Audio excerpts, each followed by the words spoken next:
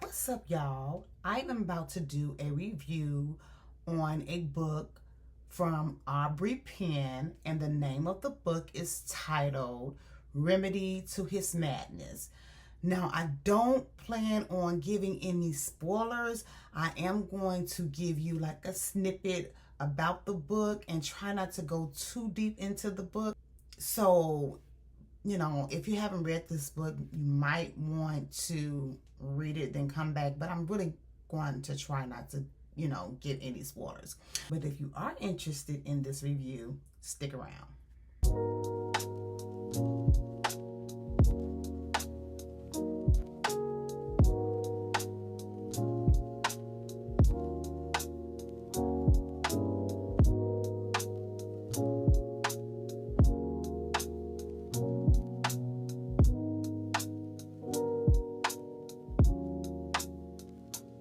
All right, guys, I got this book recommendation from one of my book girlies.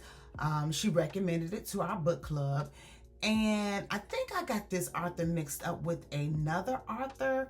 And I also thought that I've read something from this author, but when I looked in, I keep notes for my books that I read. I don't see that I read anything from her, but I really, really, really enjoyed this read. The book is a, kind of thick. Well, I read Kindle Unlimited, so it's not a book, but it's about 416 pages. And I would say it's contemporary. It's a contemporary read. So let me just give you a backstory on the characters. So there are three main characters. So this book centers around an older gentleman. His name is Ernest. Ernest is about, he's in his 70s and he has dementia. And in his former life, he was a pimp. And when people have dementia, they have what they call time shifts. So even when he is thinking that he is in the past, he thinks he's a pimp, but he also thinks that he's a pimp in the present. So Ernest is the neighbor to the main female character. Her name is Remedy. Remedy lives in the home of her grandmother, her deceased grandmother. And Ernest is the father to the main male character. His name is Aries. Aries and Ernest, they have an estranged relationship.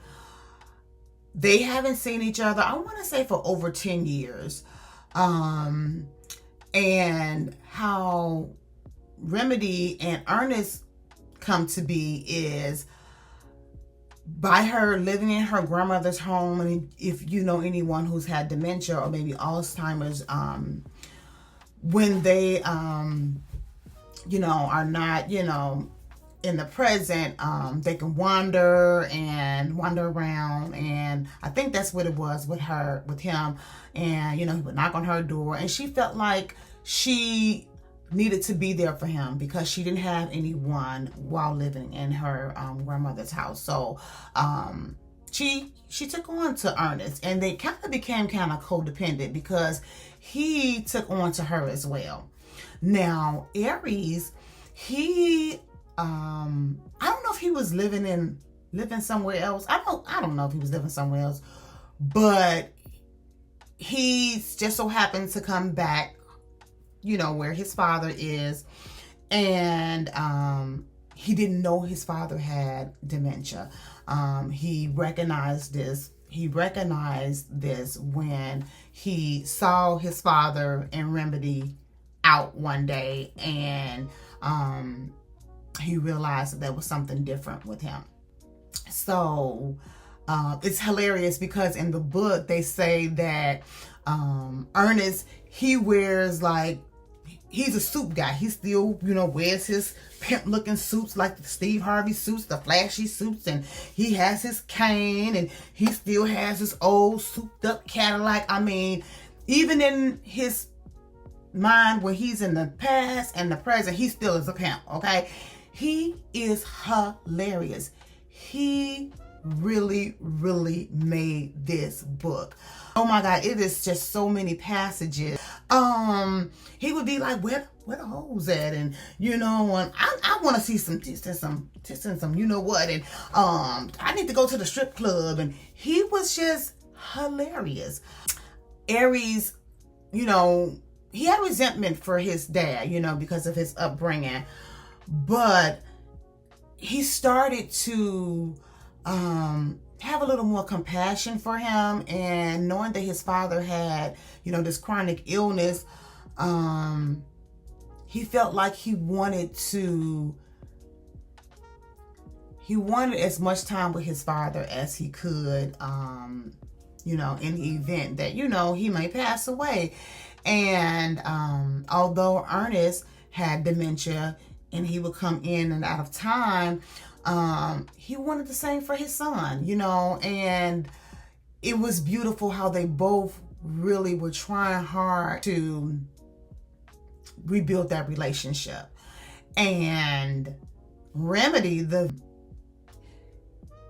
she had a troubled upbringing as well. So both Aries and Remedy, they both had troubled upbringing. So they really did not know how it is to love. You know, they didn't have that growing up. So when they came together, it was so beautiful because they allowed themselves to feel and not to say, well, you know, this is not what I'm used to. You know, I don't know about love. They really allowed themselves to feel and to let their guards down. And they let their guards down so much that it was beautiful. I love the way he loved her, and I loved how she let her guards completely down, and she was welcoming, welcoming love. So this book was just so beautiful, but at the same time, it was very emotional. So, yeah, if you are in the headspace where, you know, you don't want to read anything, you know, like, you know, that's kind of emotional, you might want to sit it out for right now, because y'all, I'm not going to even lie. I cry in books. I've cried in plenty of books, but this book, I boohooed. And I was just like, my next read, I need me an urban read. What a hood, what's that name said? What a hood, that's what I need, because it was emotional. I will definitely recommend this book, and I do plan on digging more into Miss Pynn's catalog, because I enjoyed this book. I'm not about to dig into it right now because, you know, I don't know if her next books are, you know, kind of like this. I'm hold off, but I am going to dig more into her catalog. I will definitely tell anybody to read this if they, you know, this is, you know, the type of thing that they are interested in reading. So guys, if you are interested in hearing more of my reviews, please stay tuned for the next one. All right, guys. Bye.